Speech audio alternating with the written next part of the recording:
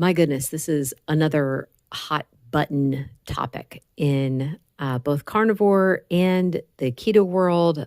Just across the board, everyone's got an opinion. People get angry about it, where they'll say, if you're eating right, you shouldn't have to worry about calories.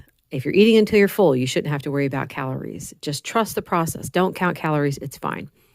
So I was thinking, when I make these videos, my goal is to give you information and you draw your own conclusions. So I'm not going to tell anyone how to think about a topic. I'll give you what I think about it and what I've seen, what I've read, et cetera, and then you guys decide. So here's the way I see it. When they were trying to understand the calorie count in foods, they would take a food and they would burn it and how much energy it gave off. That's how they would measure how many calories was in food. That's not very accurate though, because the human system treats foods differently. Calories from a steak are going to be treated differently from the same amount of calories as if you had a potato versus same amount of calories from lettuce. So it would be great if it was a straight up conversion and you could just say, nope, every calorie is exactly the same. All I have to do is worry about the calories. I know for myself, I was doing calorie counting and I saw that there were times when I would follow everything perfectly to a T and I'd be in that calorie deficit and I would not lose a pound. Other weeks, I would be in the calorie deficit and I would lose weight. Some weeks, I would not be in a calorie deficit and I would still lose weight. Other weeks, I would not be in a calorie deficit and I'd gain like 3 pounds. So trying to make sense of that, I had no idea. I could not understand why things worked that way. Now I understand better that it's almost like, I think of it as a tub and you put water in there, right?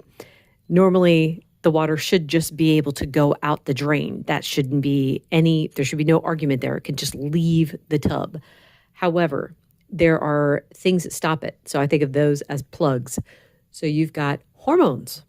Hormones can get in the way of the calories just being used as energy. And when I say hormones, it's like, well, it could be insulin. Insulin is a hormone that is a fat storing hormone. If you're having carbs, insulin is going to tell your system to turn them into fat and hang on to it. There's also the stress hormones. So that can tell your system, it's like, hang on a second, we're really stressed out and we need that energy, so store it as fat. Sleep deprivation can cause your hormone levels to be off balance. And then that can also keep you from being able to use the energy properly. It's like, no, and store it because we need it because we're not getting enough sleep and we need that extra energy.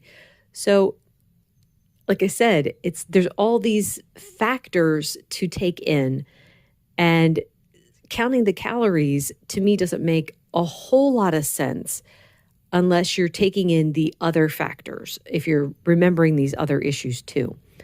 One of my favorite channels, Two Crazy Ketos, Rachel on there was struggling. She had like more weight to lose, but she couldn't get it down until she got her sleep and her stress under control. And then she dropped like another 40 pounds. Highly recommend going to, you could talk to them about it and she'll, give you her ways of how she got that, managed and stuff. But for her, it wasn't exactly calorie counting. It was stress management and getting her sleep better. Also, now calories were counting in a way before that because they were struggling they had made I don't know if you guys have heard of Maria Emmerich's protein sparing modified fasting bread. And for them, like they would make a loaf of this bread and every time they'd walk past it, they would have another piece of it with like butter. And they were saying how it was delicious and they had justified it in their head that, well, it's okay if I eat this because, it's good for me. It's high in protein. It's fine. There's nothing in this that's going to hurt me, which on the one hand, yes, that was true. There was nothing in it that would hurt them, but they were stacking on calories that were not necessary in the moment. They weren't going to be able to use those calories. So they were in a surplus and their body was hanging on to that instead of using it for energy. So I was thinking about myself too. I don't count calories because that was such a pain in the neck, especially when you have like 10 ingredients going into a meal. Most of my meals aren't that complicated, but I just didn't like having to measure everything out. Well, here's how much butter I'm going in, and that's how many calories is in. And here's how much cheese is going in, that's how many calories that. And now my heavy cream, and now my tomatoes. It's like, oh my goodness, trying to add it all up was frustrating and annoying. I did it back in the past because I felt like I had to. I don't feel like I have to anymore, so I'm not going to do it. But that said, I have noticed that there have been times when I will be eating more just because so recently I think it was I don't remember, a couple months ago, I had made the carnivore cheesecake and it's sitting there in the fridge and I had some. I had some like a couple days in a row. I think that was it. Might have been 3 days in a row. And because I was having those extra calories, my weight did start to creep up. And it was a pattern for about 2 weeks where off and on, I was having more calories in a day than I needed. This wasn't food that was going to hurt me in any way, as in like it wasn't giving me indigestion or whatever, but I knew it was too much. I could feel that it was too much in that I was constantly very full. So, and the scale reflected that. So I didn't even have to count calories to know I'm eating more than I should be eating because I don't feel well. So anyway, I think counting calories is helpful in some cases. I mean, if you want to know, go ahead and count them. And then you could just, if you're not losing weight, if losing weight is the goal, which I've said before, I don't think it's a very good goal unless you have a lot of weight to lose and you're trying to get comfortable, right?